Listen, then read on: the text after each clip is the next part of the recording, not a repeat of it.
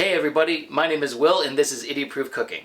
If you're new to the channel, I make simple and easy to follow recipes that I consider are idiot proof because hey, if an idiot like me can make them, you certainly can. If you've checked out the channel before, you know the drill. So today I'm making cheesecake, which kind of has a reputation as being finicky, you know? It can crack, it can sink, and you know, it still tastes good, but a lot of people want it to look really pristine. And let me tell you, it's really not that hard. So I'm going to show you how to make a really simple cheesecake with some delicious cherry on top of it. So I'm making a cherry cheesecake, essentially. So without any further ado, let's get into it.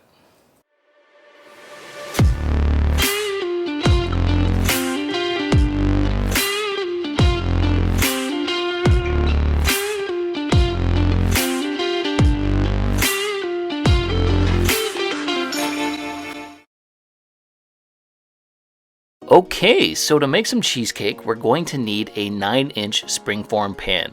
Now I've got one here, and just let me demonstrate the springformness of it. Look at that, it works. But here's the thing about springform pans. They're kind of a pain in the ass, and they're known to leak around the bottom. So to solve that, we're going to wrap this pretty well in some tin foil. So using one sheet, I'm going to wrap the pan in the tin foil, then cut off a second piece of tin foil and wrap it in the opposite direction. You want to make sure it's really covered because you don't want anything seeping out of the pan and any water seeping into the pan, and I'll explain that a little bit further in the video. So now that that's been dealt with, let's deal with the crust of the cheesecake. We're going to make a graham cracker crust. So I've got 2 sleeves of graham crackers here, and I'm going to throw them both into my Ziploc bag here, and I'm going to crush them up until they form a powder. Now I'll be honest, if you have a food processor, I highly recommend using that. It's way easier than punching the graham crackers down like I'm doing here. Honestly, a food processor will take less time, and I decided to get out my rolling pin and really bust these up. But I wanted to show you that you can crush them by hand if you want. I seem to always use my food processor. You know, some people don't have them, so you can really bust this up by hand. It just takes a little bit more time and effort to do so.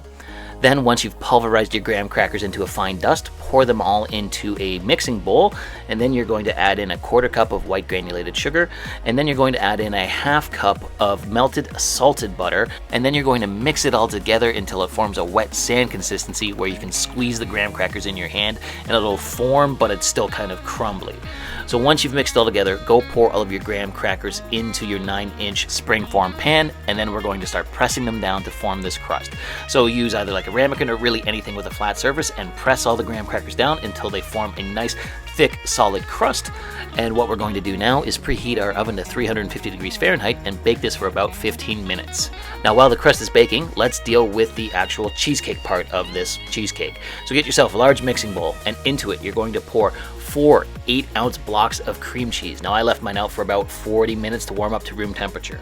Then you're going to add in 1 cup of white granulated sugar, and I'm going to get my hand mixer now and start mixing the cream cheese and sugar together.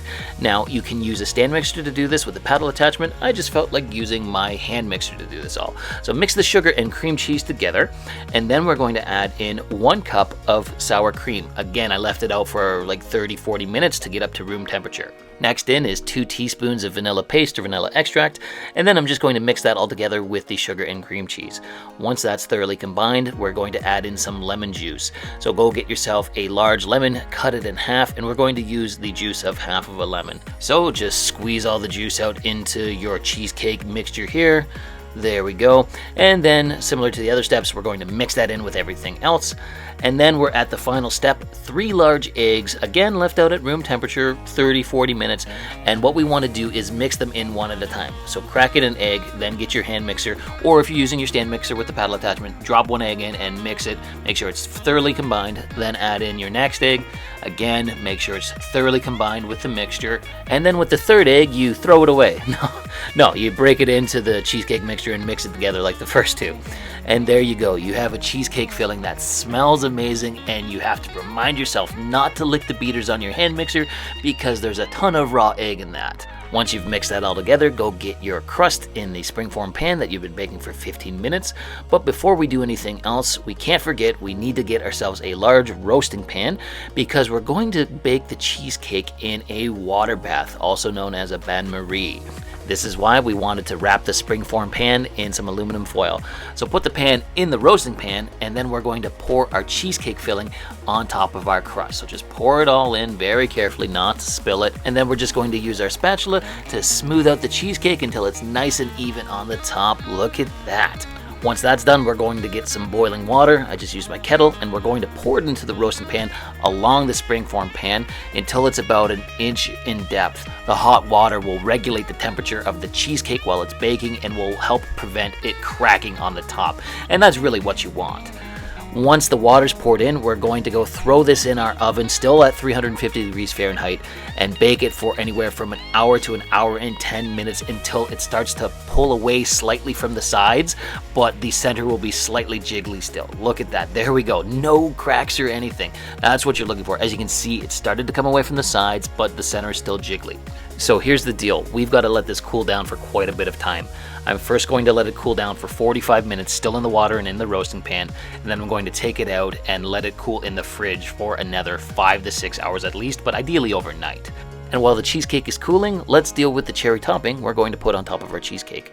So in a large pot, I've added in 4 cups of frozen and pitted cherries, and then I'm going to add in a half cup of white granulated sugar and just pour it all over the cherries. Once the sugar's in, cut yourself a large lemon in half and squeeze the juice of half that lemon into your cherries and sugar, and then just get yourself a spoon and mix this all together. Look at that. This is going to be so good.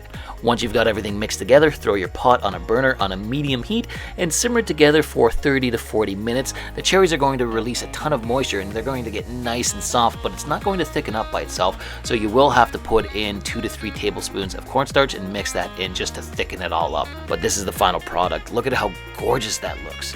Now that that's been dealt with, let's move back to the cheesecake. It's cooled down in my fridge for about 5 hours, and as you can see, it's firmed up quite nicely. And now we have the nail-biting endeavor of trying to get the cheesecake out of the pan without damaging it.